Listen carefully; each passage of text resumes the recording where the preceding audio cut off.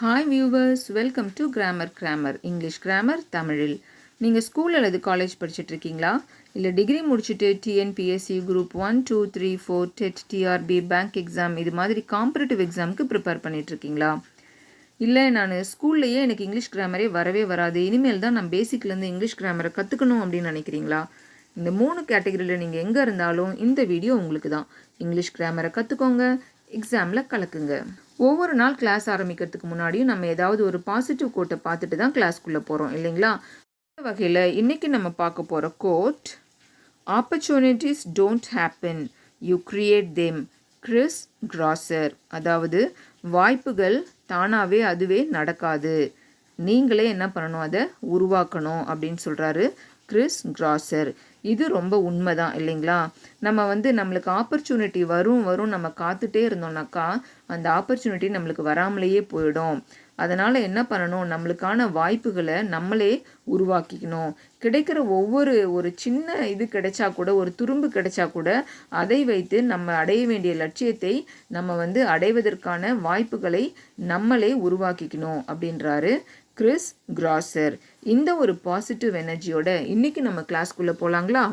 இன்னைக்கு நம்ம பார்க்க போகிற phrasal verb zoom off. Zoom of.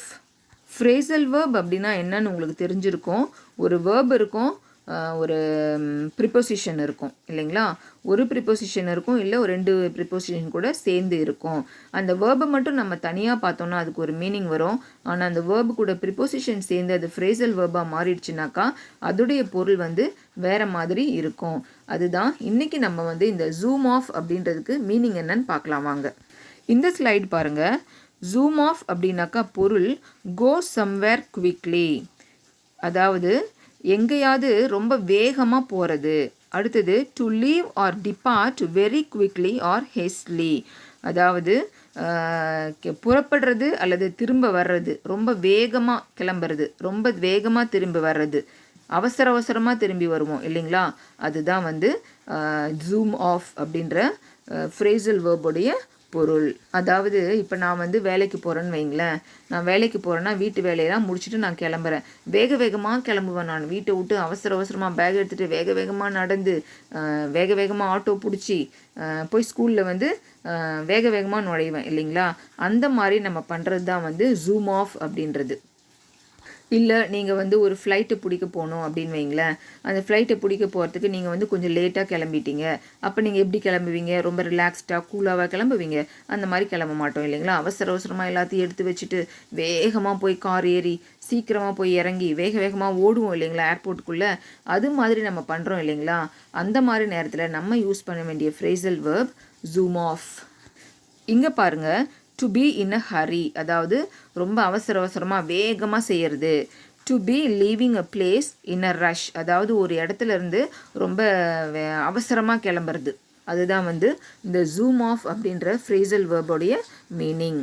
இந்த ஜூம் ஆஃப் அப்படின்ற ஃப்ரேசல் வேர்பை ஒவ்வொரு டென்ஸ்லேயும் எப்படி இருக்குது பாருங்கள். அதாவது ஜூம் ஆஃப் அப்படின்றது ப்ரெசன்ட் டென்ஸ். இதையே நம்ம பாஸ்ட் டென்ஸில் சொல்லணும் அப்படின்னா ஜூம்ட் ஆஃப் அப்படின்னு சொல்லணும்.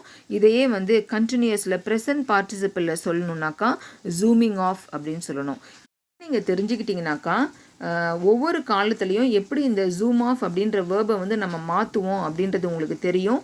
அப்போ நீங்கள் சென்டென்ஸை ஃப்ரேம் பண்ணும்போது உங்களுக்கு ஈஸியாக இருக்கும். என்ன வியூவர்ஸ், உங்களுக்கு இப்போ ஜூம் ஆஃப் அப்படின்ற ஃப்ரேசல் வேர்போடைய மீனிங் தெரிஞ்சிடுச்சு. இப்போ நம்ம அதை சென்டென்ஸில் பார்க்கலாங்களா? இந்த ஸ்லைடு பாருங்கள். They got into the car and zoomed off. அவர்கள் காரில் ஏறி அவசரமாக வேகமாக போயிட்டாங்க அப்படின்னு சொல்கிறது தான் இந்த சென்டென்ஸுடைய பொருள். அடுத்தது பாருங்கள். The thieves zoomed off just before the policemen arrived.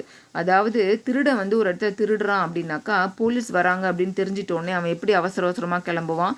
அதுதான் இந்த சென்டென்ஸோடைய மீனிங். அந்த திருடர்கள் போலீஸ் வர்றதுக்கு கொஞ்சம் முன்னாடி தான் வேகமாக தப்பிச்சு என்ன போயிட்டாங்க அப்படின்னு சொல்கிறாங்க இந்த சென்டென்ஸில். அடுத்தது பாருங்கள். My brother just zoomed off without saying good bye.